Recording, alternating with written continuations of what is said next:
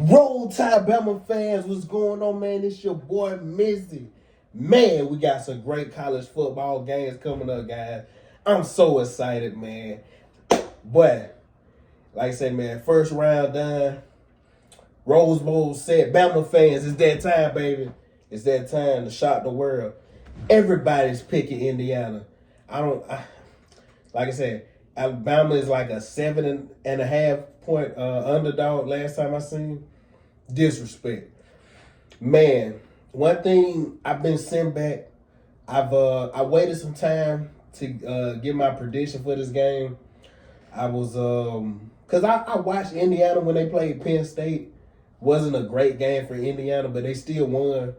So that showed some resilience. But you know, one thing I wanted to go back and watch there. I seen some of the Oregon game.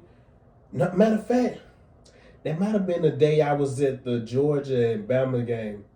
But anyways, I went back, watched that game, seeing that. And this Indiana team, one thing about them, they're a team that don't beat themselves. They're solid. They don't make a lot of mistakes. The one thing that I did see, the top 3 passing defenses that they played this year was Ohio State, Oregon, and Iowa. Them 3 teams, Fernando Mendoza, he threw an interception each game. So that doesn't mean that he's going to throw one versus Bama, but it's just a tidbit to put in because I think this will be. I know Ohio State defense is great, and Caleb Downs he's phenomenal. I think this will be the best complete defensive backfield he's seen this year. Xavier Brown is one of the best cornerbacks in college football. Bray Hubbard, dog. Keelan, dog. Especially Bray Hubbard. Bray Hubbard, at any moment, he can get a turnover and take it back to the crib. But anyways, like I said, I do think this game, Bama, they have to come in thinking this team doesn't beat themselves. You got to come in playing mistake-free football just like you just did. And it was a couple plays Oklahoma could have made an interception on Ty. A couple plays. So Ty got to keep the ball safe. But, you know, one thing I did see, Indiana defense, they front is good, but I don't think their front is as good as Oklahoma. So I do think Ty will have a little more time than he had versus Oklahoma. But I think Indiana defensive backfield is better than Oklahoma's. I do think their cornerbacks and safeties are better. So, like I say, that's on Brooks, Isaiah Horton, Bernard, and, you know, Ryan Williams if you want to throw him in. Ryan, I'm just kind of like, hey, whatever. But it's on them to beat the man coverage because they do like to play a lot of man. They like to, man you up, let that front get to you. They'll send 4 to see if 4 can get home. So, like I said, we'll see how that goes. And then, and Josh Quavers. Another week and a half of everybody getting healthy. You got Josh Quavers. He did have an okay game the last game. I think Josh Quavers could be even bigger this game. Getting some of those mesh routes coming across the field, you know, some of those quick routes. And I think this game, like I say, you know, if Indiana saw the previous game, they would be like, well, you know, Brooks, they may be keyed in on Brooks. I think this game could be a big Bernard game. I think Bernard, he hasn't, I don't think they really, and I know that Alabama has a kind of, Ryan Grubb calls a kind of pro-style offense. They don't really force feed nobody the ball. They kind of, who's ever the open man. But I think Bernard, you got to give him some more touches. Man, that guy's so talented. Every time he touches the ball, he's not the fastest guy or the shiftiest.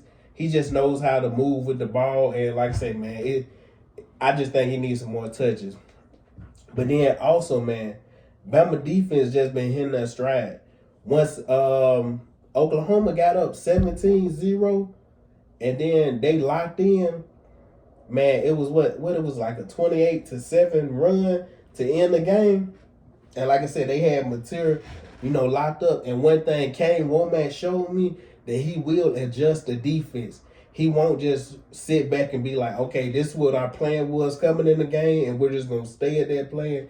He came in, was playing zone, switched out, started bringing exotic pressures, dropping people. So he showed that he will adjust the defense, and I love that. I love a coach that just don't sit back and just like, well, we'll eventually figure it out. No, the time is now. It's the playoffs. You win or go home. You got to figure out the plays, and like I said, you got to make the adjustments. So hats off to Kane Wommack. This game, I want to see what Ryan Grubb plan is all year. People know I've been on Ryan Grubb head because he no diddy, but Ryan Grubb, he just the play calling just be inconsistent sometimes. So I want to see this game. What's the play calling? I do. I'm not relying on no run game for Alabama. That's the one thing. It's a advantage and a disadvantage. Alabama coming into this game, like when Ohio State played Indiana, Ohio State came in that game believing they can run the ball. I think at this point, Alabama thinks we will win the game passing the ball. And the way I think Indiana and Alabama is probably two of the most mentally tough teams I've seen this college football season. Like I said, Indiana easily could have lost that Penn State game. They were down, fought back, won. Alabama went on the road, broke a 33-game win streak at Georgia, in Athens. Like, they got probably two of the best wins of the year. So, like I said, I think these two are the toughest teams, as far as mental. I don't think neither one, if they early in the game not going their way, they're going to get down on themselves. They're going to keep playing either Bama or Indiana.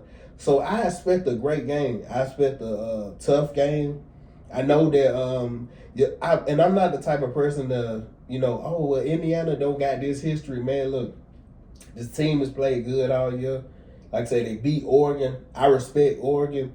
I know they might not have the toughest schedule, but you beat Oregon, Ohio State. You get my respect. But this game, I'm thinking Bama 31-27 is a score that's been coming in my mind. A close nip-tuck game. I got a feeling that Bama may be down in the fourth quarter, 2-minute drill. Like I say, winding down, a 4th and 3 or something. Bama down more than a field goal, has to go for it. Ty hits Isaiah Horton or Bernard, and like I say, walks off with a win. One of those classic college football games. Like I say, so I'm thinking 31-27. I know Ohio State only scored, 10 points or 13, I think. I can't remember, but I feel like Julian saying he wasn't, because Ohio State's schedule was so soft this year, I don't think he was ready for that style of defense, that ferocity. This defense is not going to surprise Alabama. Alabama, like I said, they just played Oklahoma defense. The D-line crazy. They played them 2 times. They played a Georgia. They played of Missouri when they was healthy. Like I said, they played Vanderbilt. I'm not saying Vanderbilt the toughest defense, but they played, like I say, the Georgias, Oklahoma. They played defenses that's great. So I don't think this defense will catch them by surprise. I think this is the most focused and most healthiest Alabama team since the Georgia game. They're coming in locked in. And like I said, I just like this position they in. Backs against the wall. Everybody count them out. You're a touchdown underdog. Like I said, man, it's the perfect time to come in and shock the world. And like I said, man, I just feel like Bama's going to make Indiana DBs work. They're going to make them play. Like I said, Horton, Bernard, Brooks, they're going to make them play. You're going to have to cover a man. We're going to see how good them DBs are.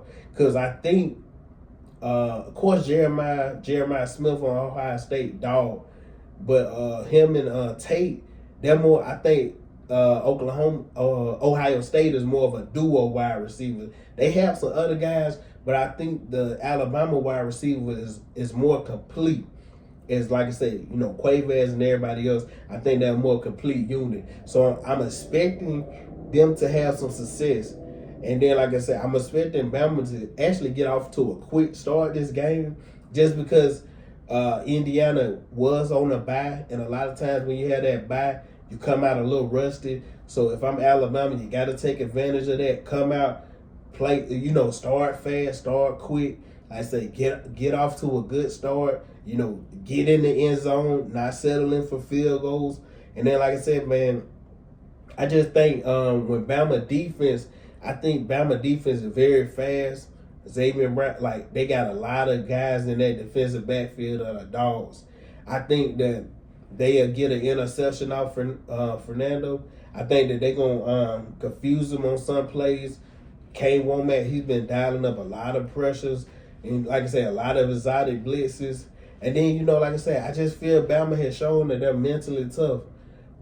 How they lost in the SEC championship, to bounce back and play like they did this previous week, it just shows that they didn't get down on themselves. They were down 17-0 and to come back and bounce back like that.